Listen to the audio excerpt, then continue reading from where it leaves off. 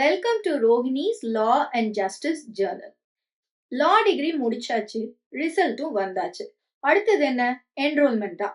ஆனா இந்த என்ரோல்மெண்ட் எப்படி பண்ணணும் அப்படிங்கிறது கன்ஃபியூஷன் இருக்கும். என்னென்ன ப்ராசஸ் அதுல இன்வால்வ் ஆகுது அப்படிங்கறது நீங்க தெரிஞ்சுக்கணும்னு நினைச்சீங்கன்னா இந்த வீடியோவை ஃபுல்லா பாருங்க. இந்த என்ரோல்மெண்ட் ப்ராசஸ்ல நிறைய ஸ்டெப்ஸ் இன்வால்வ் ஆயிருக்கு. ஸோ எல்லாத்தையும் இந்த ஒரே வீடியோல சொன்னா ரொம்ப டீடைல்ஸ் உள்ள இருக்கும். ஸோ இதை 2 பார்ட்டா நான் பிரிக்கிறேன். இந்த வீடியோல பார்ட் 1ம் அடுத்த வீடியோல பார்ட் 2வையும் நம்ம பார்க்கலாம். இப்போ பார்ட் 1. பார்ட் 1ல 5 ஸ்டெப்ஸை பத்தி நான் சொல்றேன்.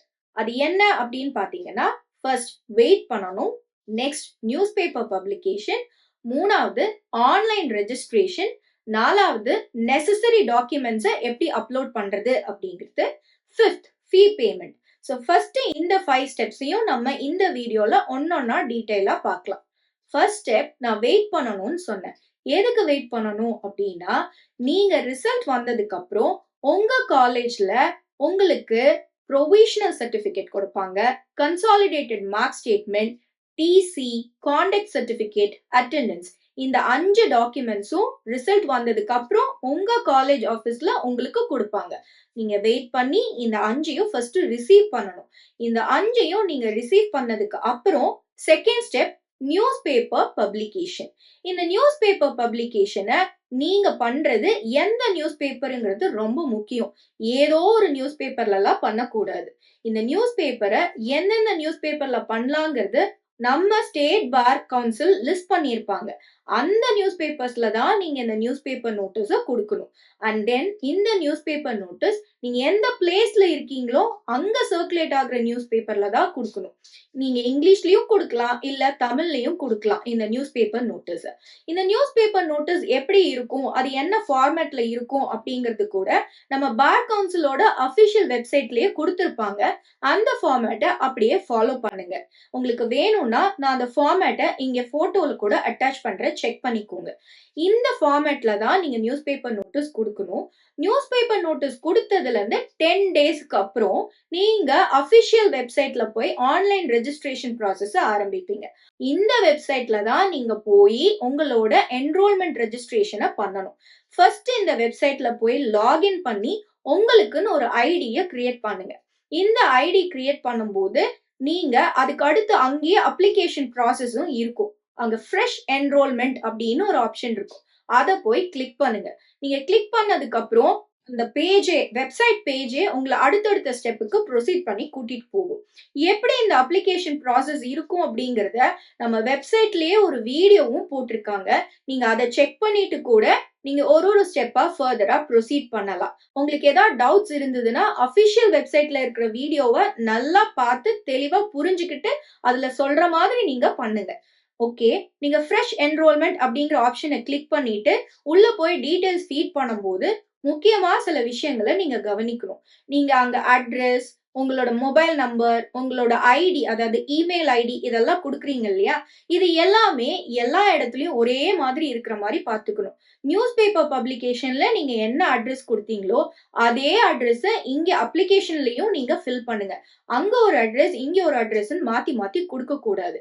அது ஒருவேளை உங்களோட ப்ராசஸ்ல ஆன்லைன் ரெஜிஸ்ட்ரேஷன் சம்டைம்ஸ் ரிஜெக்ட் ஆகிறதுக்கு கூட வாய்ப்பு இருக்கு. So address, ID, mobile number இதெல்லாம் கரெக்டா கொடுங்க, ஒரே மாதிரி கொடுங்க. இந்த ஃப்ரெஷ் என்ரோல்மெண்ட் ஆப்ஷனுக்குள்ள போய் நீங்க டீடைல்ஸ் ஃபில் பண்ணும்போது ஒரு கட்டத்துல அடுத்த ஸ்டெப்பான நெசசரி டாக்குமெண்ட்ஸ் அப்லோட் பண்ற ஸ்டெப் வரும். இந்த நெசசரி டாக்குமெண்ட்ஸ்லாம் என்னென்ன அப்படின்னு பாத்தீங்கன்னா, உங்களோட 10th ஸ்டாண்டர்டோட mark sheet, 12th mark sheet, நீங்க 3 இயர் எல்எல்பி முடிச்சுட்டு என்ரோல்மெண்ட் பண்றீங்கன்னா உங்களோட யூஜியோட கான்வகேஷன், ப்ரொவிஷனல், கன்சாலிடேட்டட் எது கேட்குறாங்களோ அதை நீங்க ஸ்கேன் பண்ணி வச்சுக்கோங்க. 4வது நீங்க கம்ப்ளீட் பண்ணீங்க இல்லையா எல்எல்பி, அதோட டாக்குமெண்ட்ஸ். அதுக்கப்புறம் இதையும் தாண்டி இந்த எஜுகேஷனல் டாக்குமெண்ட்ஸ் தாண்டி இன்னும் சில டாக்குமெண்ட்ஸ் அப்லோட் பண்ண வேண்டியது இருக்கும். அது என்னன்னு பாத்தீங்கன்னா, அண்டர்டேக்கிங் அஃபிடவிட், பிரேக் அஃபிடவிட். இந்த 2 அஃபிடவிட்டையும் நீங்க அபிஷியல் வெப்சைட்லயே அங்க இருக்கும், ஃபார்மேட் இருக்கும், டவுன்லோட் பண்ணிக்கோங்க. அதை ஒரு லீகல் ஷீட்ல பிரிண்ட் பண்ணிட்டு 20 rupees ஸ்டாம்ப் ஒட்டி நீங்க ஒரு நோட்டரி பப்ளிக் கிட்ட இது 2ஐயும் நீங்க சைன் வாங்க வேண்டியது இருக்கும். இதுல அண்டர்டேக்கிங் அஃபிடவிட் எல்லாருமே கட்டாயம் கொடுக்கிற மாதிரி இருக்கும். பிரேக் அஃபிடவிட் யாருக்கெல்லாம் அப்ளிகபிளோ அவங்க மட்டும் கொடுத்தா போதும். அண்டர்டேக்கிங் அஃபிடவிட் அப்படின்னா என்ன அப்படின்னு பாத்தீங்கன்னா, அதுல நீங்க நான் ஸ்டேட் பார் கவுன்சில்ல என்ரோல்மெண்ட் பண்ணிக்க போறேன், இந்த என்ரோல்மெண்ட் முடிச்சு 2 இயர்ஸ்க்குள்ள ஆல் இந்தியா பார் எக்ஸாம் எழுதி நான் கிளியர் பண்ணி நான் பெர்மனன்ட் லைசன்ஸ் வாங்கிடுவேன் அப்படின்னு அண்டர்டேக்கிங் கொடுப்பீங்க. ஒருவேளை நான் இந்த 2 இயர்ஸ் டைம் பீரியட்குள்ள ஆல் இந்தியா பார் எக்ஸாமை எழுதல இல்ல கிளியர் பண்ணல அப்படின்னா, இந்த டெம்பரரி 2 இயர்ஸ் பீரியடுக்கு அப்புறம் நான் எங்கேயும் கேசஸ் எதையும் எந்த கோர்ட்லயும் ரெப்ரசென்ட் பண்ண மாட்டேன் அப்படின்னு தான் அந்த அண்டர்டேக்கிங்ல இருக்கும். Next, break affidavit. Break affidavit எல்லாருக்கும் வராது, தேவைப்படுறவங்க மட்டும் கொடுத்தா போதும்.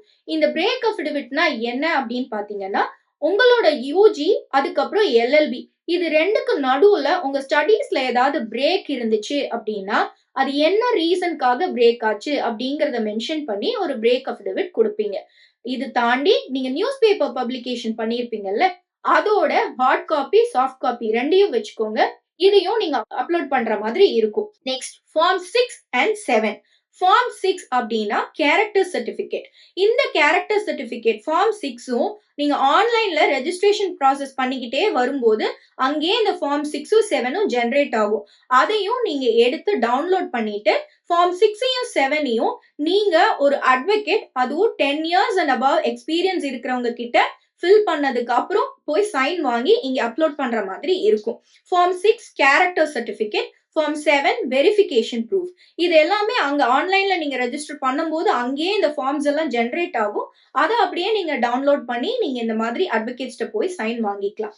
இந்த ஸ்டெப்ஸ் எல்லாம் முடிஞ்சதுக்கு அப்புறம் 5வது ஸ்டெப் ஃபீ பேமெண்ட்.